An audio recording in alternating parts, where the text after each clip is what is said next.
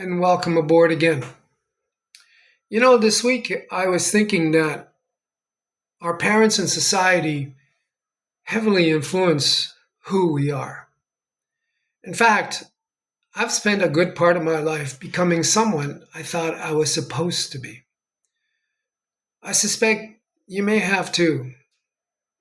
It's probably unavoidable for most, if not all of us. See, when I was young, I dreamt of living in California. I wanted to surf, to live in the sun, to be near the ocean. As is most often the case, life can be much different from the dream. I became an engineer instead of a surfer. I went from job to job searching for, actually, I really don't know what. Eventually, I went to law school.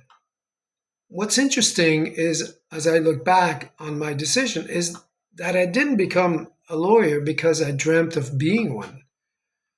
I really had no idea what it meant or what I would do after law school. I suppose I imagined I'd work in a law firm, even though I had no real understanding of what that meant or was. I found out I really didn't like law school, but I stayed because what else was I going to do? I was invested in becoming an attorney without really knowing why. Then something happened. In my second year, I was selected for the trial advocacy team. This was and remains a renowned team that has won and keeps winning numerous state and national competitions. And once on the team, I thrived. In fact, at the end of the program, I made Dean's List. I discovered that I love standing in front of juries, persuading, telling a story, brilliant opening statements, mesmerizing closing arguments. I thought I'd found my calling. For the first time, I had a very clear picture of who I wanted to become. And then I made a decision that took me away from it. After graduation, I could have worked for the state's attorney's office where I would actually appear before juries, or I could take a substantially better paying job with an international law firm. I chose the money. I told myself it was the sensible choice. I had invested heavily in my education. I would make more money. I would become someone of a certain standing and status. I don't particularly regret the decision, but the job turned out to be almost the opposite of what I dreamed. I spent very long days and nights buried in books searching for precedents to cite in legal briefs. I hated it. Eventually, my distaste became evident to the partnership and I was terminated. I found another job as an attorney. It was worse because now I had a 1 hour commute each way.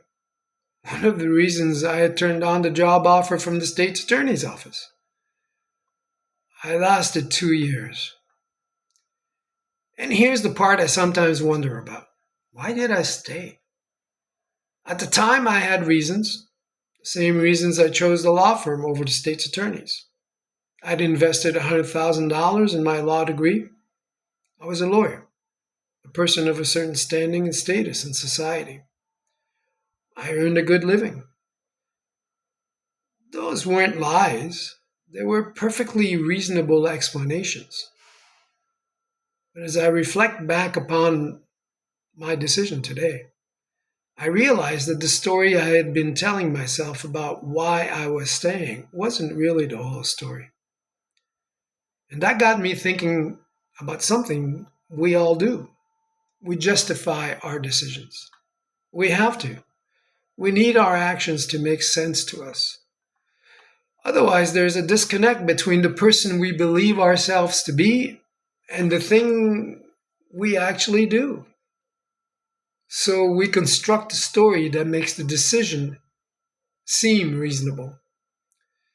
Sometimes that story serves us well, and sometimes it keeps us from evolving. That's where identity becomes interesting. We think we know who we are because identities can give us the appearance of security. They tell others who we think we are. I'm a lawyer. I'm successful. I'm a good parent. I'm an entrepreneur. I'm the person who, whatever. Identities give us purpose. They tell us where we belong within the tribe. But they can also become the bars of a cage, gilded or not. What's interesting is that the bars are spaced apart, so they don't prevent escape. In fact, the spaces show us what could be. And sometimes the bars are spaced far enough apart that we could simply walk out. But we don't, because the cage is familiar and the unknown isn't. Sometimes we even close the door ourselves and even throw away the key. Because the identity inside the cage feels safer than whatever is outside of it. But life has a way of changing the person who built the cage. Careers and friends, successes and failures, love and loss. If we take the time to examine those experiences, they will change us. But if we blame life, our boss, circumstances, or anyone else, we can remain exactly who we are. The world changes around us. We don't. And sometimes we don't notice that we've outgrown the identity that once protected us.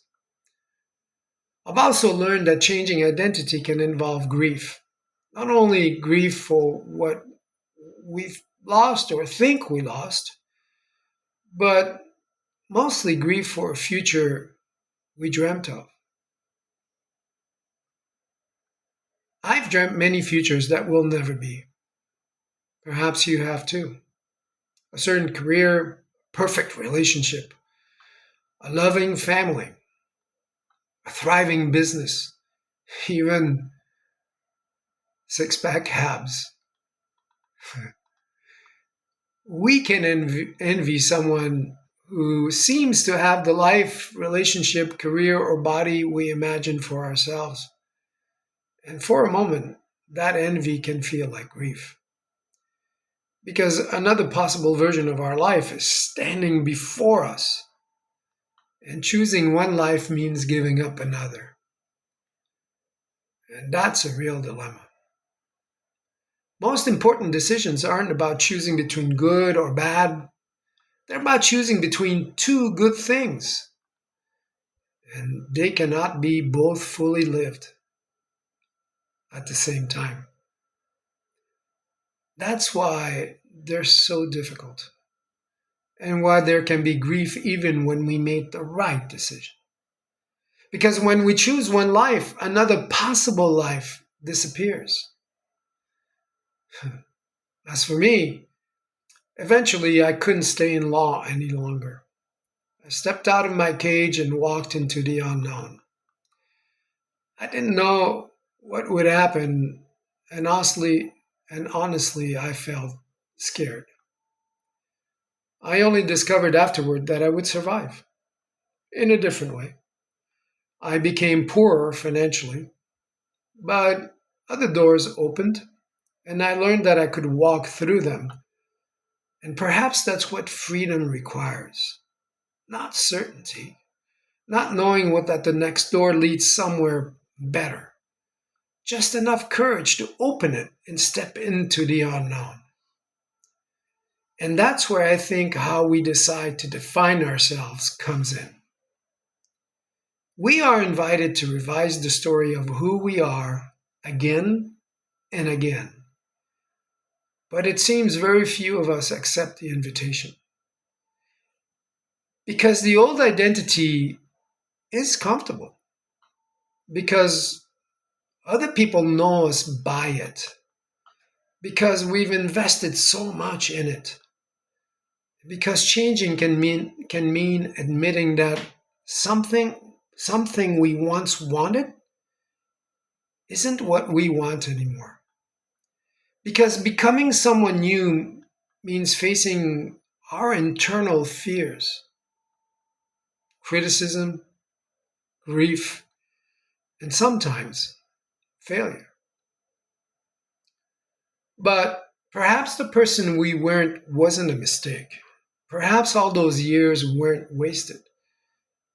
Perhaps they were the forge that made us stronger. They taught us something if we let them. They brought us here. And perhaps we can thank that earlier version of ourselves without remaining caged by it. I began by telling you that I once wanted to live in California. I wanted to surf, to live by the ocean, or at least I dreamt of it.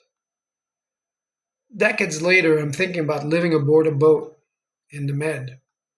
Different dream, different waters, different men, or perhaps not quite as different as I thought. Maybe some dreams don't disappear. Maybe they just change shape.